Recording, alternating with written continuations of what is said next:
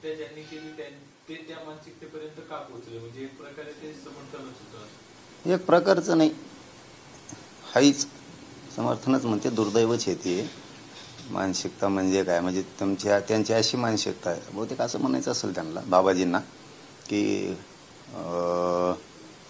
त्यांची मानसिकता खंडणी मागायची होती, खून करायची होती, बलात्कार छेडछाड करायची होती, दरोडे टाकायची होती. त्यांना का करू दिलं नाही तुम्ही? त्यांना खून का करू दिला नाही तुम्ही? खंडणी का मागू दिली नाही? डाकेट का टाकू दिले नाही? म्हणून त्यांची मानसिकता बिघडली आणि त्यांनी संतोषबाईचा खून केला. म्हणजे त्यांना एक आनंद वाटला असं नाही, खरंच आनंद वाटला असं नाही या गोष्टीत. जाऊ द्या, त्या विषयावर काय बोलायचं, कसल्या विषयी लय बोलू नये माणसानं, आता झालं. पण एक नवीन अंक जातीवादाचा या राज्यानं नव्यानं बघितला. आमच्यासारख्या सामान्य गोरगरिबांच्या लेकरांचं काम करणाऱ्या आमच्यासारख्या गरीब पोरांवरती जातीवादाचे आरोप केले जाते. पण ज्याच्याकडं मानाचा तुरा आहे, मानाचं पद आहे, तिथेही जातीवाद होऊ शकतो. हे नवीन अंक या राज्यानं देशानं पहिल्यांदा बघितलं. नरेंद्र पाटील असं म्हटले की त्यांच्या आंदोलनाच्या आता नेमकी कारण स्पष्ट नाही, स्पष्ट झाली पाहिजे. आंदोलनात प्राण गमावलेल्या मराठा बांधवांच्या वारसांना शासकीय नोकरीमध्ये समाविष्ट केलं, पदकल्पात्र गुन्हे मागे घेतलेले आहेत, काही गुन्हे मागे घेण्यासंदर्भात समिती नियुक्त करण्यात आली आहे. आर्थिक विकास महामंडळाच्या माध्यमातून सारथी संघटनाही मराठी तरुणांसाठी चांगल्या पद्धतीने काम करत आहे. किंवा असं नाही, त्यांच्या काही मागण्या असतील तर ते उपोषणाला बसली असतील ज्यावेळेस, अशी प्रतिक्रिया त्यांनी दिली आहे. कुणी? नरेंद्र पाटील आहे. आता करतो म्हणलेत मुख्यमंत्री, बघतो वाट. मी मग कसं असतं, विश्वास ठेवत असतो थोडे दिवस, नाही विश्वासघात माझ्या जातीचं केला की मी मागा लागत असतो. त्यामुळं मुख्यमंत्र्यांनी दिल्लीवरून शब्द दिला आहे आणि लेखी पण नाही. त्याच्यामुळं आता जर दिल्लीहून दखल घेतली असं म्हणायचं थोडक्यात, तर वाट बघतोय आम्ही. शिंदे समिती कावाशिक सुरू होती, गुन्हे कावाशिक मागं होते, बलिदान गेलेल्या कुटुंबाला न्याय कधी मिळतो, ECBCच्या विद्यार्थ्यांना, EWच्या विद्यार्थ्यांना न्याय कधी मिळतो, कक्ष कधी स्थापन होत आहेत, वंशवळ समिती कधी स्थापन होती, गॅजेट 3ही कधी लागू करतात, वाट बघतोय आम्ही. Wait watch. तुमच्या सगळी सोयरीची मागणी आहे ते देताना काही तांत्रिक बाबी आहेत, सरसकट सगळी सोयरे देता येत नाही. भारतीय घटनेच्या आधारावर ते होणं शक्य नाही. जरांगे पाटील यांनी आणखी काही मुद्दे असतील तर सरकार सर्वेक्षण करूनच निर्णय घेईल असंही नरेंद्र पाटील. सगळं होईल दमदार. हा मनोज जरांगे गोरगरिबांच्या भविष्याशी कधीही सरकारला वेगळ्या वाटेनं चालू देणार. माझ्या गरिबांच्या लेकरांसाठी मी खंबीर सगळं होणार. टप्प्याटप्प्याने माझ्या गोरगरीब समाजाला सगळं मिळणार. घरात बसलेला असला मराठा तरी त्याच्यासाठी करतो, आंदोलनात असला त्याच्यासाठीही करतो, कुणी मोठ्या व्यवसायात असला त्याच्यासाठीही करतो, आणि कोणाला इच्छा यायची पण मजबुरीनं गरिबीनं ते येऊ शकत नसला तरीही त्याच्यासाठीही करतो. राजकीय पक्षातल्या सगळ्या मराठ्यांसाठी करतो. माझं काम आहे सगळ्या मराठ्यांच्या गोरगरिबांच्या लेकराबाळासाठी काम करणं, भविष्यासाठी करणं, आणि ते मी करतोय. सगळ्या गोष्टी होणार, मराठ्यांना मिळणार. मराठा सगळाची सगळा एकजूट आहे कायम. कधीही मराठा आता आमचा विखरत नाही. खूप दशकानंतर एकत्र आलेला आहे. कोणाला काय वाटायचं तर वाटू द्या, कधीही मराठा आता विखरत नाही, वेगळा होत नाही. मराठा कायम एकजूट आहे आणि मराठ्यांच्या लेकराबाळांचं कल्याण करायसाठी, त्यांना मोठं करण्यासाठी मला जशा स्वरूपाचं आंदोलन करता येईल, ज्या थराला जाता येईल त्या थराला जाईल, पण फक्त समाजासाठीच मी त्या थराला जातोय, माझ्या स्वार्थासाठी नाही, मराठ्यांच्या लेकराबाळासाठी. मला वाटेल ते पाऊल मी उचलतो, पण समाजाच्या हितासाठीच, हित सोडून नाही. देवेंद्र फडणवीस असं म्हटले की मराठा समाजाच्या संदर्भात माहितीच्या सरकारनं सगळ्या गोष्टी केलेल्या आहेत. कायद्याच्या चौकटीतील मागण्या असतील, मागण्या करतील ते निश्चितपणे मान्य करू. भारताच्या संविधानाच्या चौकटीतली मागणी पाहिजे. बरोबर, मान्य आहे आम्हाला सुद्धा. 1967ला ज्या काही OBC आरक्षणात जाती घातल्या, त्याच्यानंतर अनेक काही वर्षामध्ये गेली की पुन्हा घातल्या. 2000ला, 2001ला, 1994ला, ज्या ज्या वेळेस जाती घातल्या, आत्ता 2023ला 16-17 जाती घातल्या, तसंच की 83 क्रमांकाला सुद्धा मराठा आहे. मराठ्यांचा आणि कुणबींचा रोटीबिटी व्यवहार होतो, व्यवसाय पण एक. कुणबी आणि मराठी हे दोघंही मागास सिद्ध आहेत. कायद्याच्या चौकटीत आहे. सरसकट मराठ्यांना कुणबी प्रमाणपत्र देता येते. ते म्हणतात कायदेशीर आहे तेवढं करतो, हे कायदेशीर आहे. 83 क्रमांकाला जर कुणबी मराठा आहे तर मराठ्यांची पोटजात उपजात म्हणून कुणबी आणि मराठा एकच एक हे करता येते. पोटजात उपजात म्हणून मराठ्यांना आरक्षणात घेता येते. आणि दुसरा विषय की सगळ्या सोयरास जी अंमलबजावणी करायची ती सुद्धा कायदेशीर आहे. 2012च्या कायद्यात सरकारनं दुरुस्ती केली, मराठ्यांनी नाही, सरकारने दुरुस्ती केली.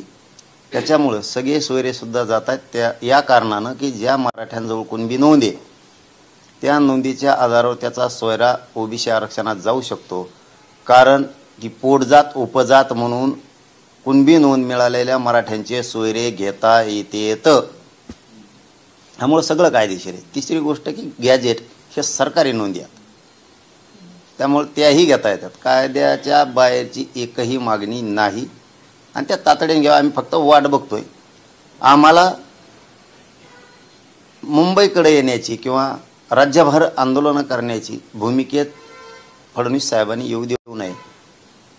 तातडीनं ज्या मागण्या आपलं आता ठरलंय ते पटापट करून शिंदे समितीला नोंदी शोधायला लावून, कक्ष देऊन, गुन्हे मागं घेऊन, गॅजेट लागू करून गोरगरीब मराठ्यांना दिलेला शब्द त्यांनी पाळावा ही अपेक्षा.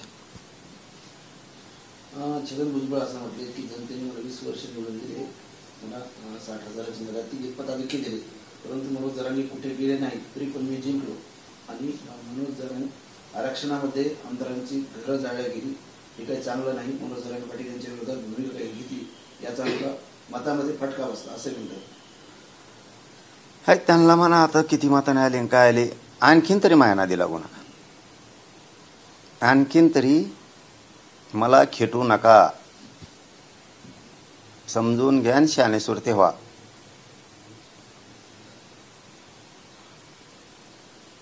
ओके.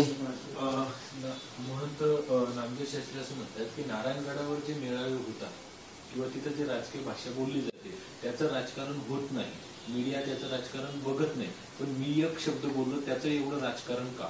आपण आपलं बघावं. मला वाटतं कोण राजकीय बोललं आणि कोण नाही बोललं लोकांकडं डोकू नये. आपण आपलं बघावं काय आहे ते. आम्ही सन्माननीय येत आपण म्हणून आम्ही आणखीन आदरानेच बोलतो तुम्हाला प्रत्येक वेळेस, बाबाजीच म्हणतो परत. त्याच्यामुळे आपण आपलं बघावं, दुसऱ्याकडं काही गरज नाही. विनाकारण काही नसून डुकून बघायची काही गरज नाही.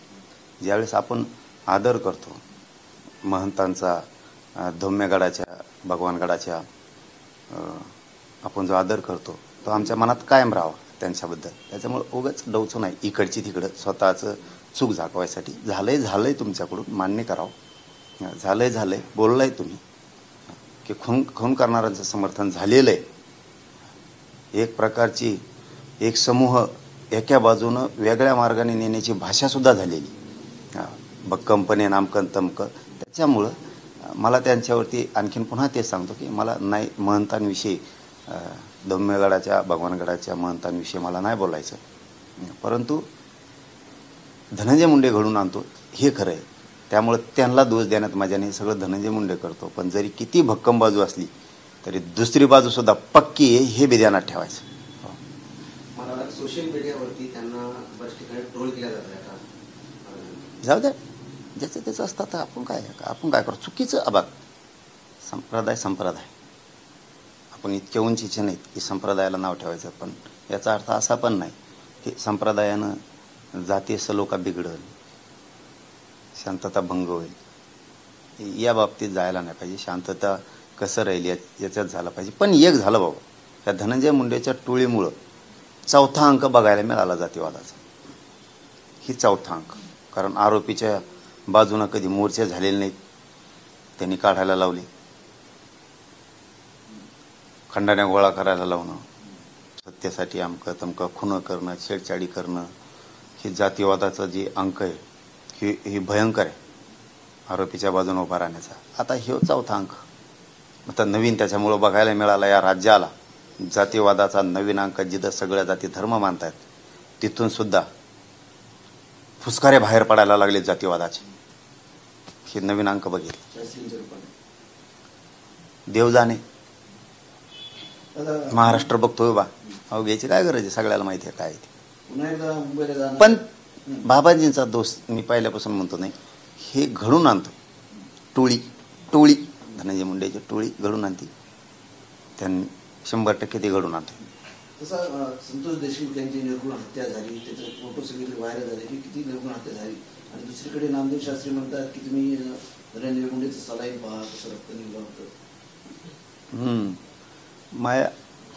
माया उफळून येते आली आहे.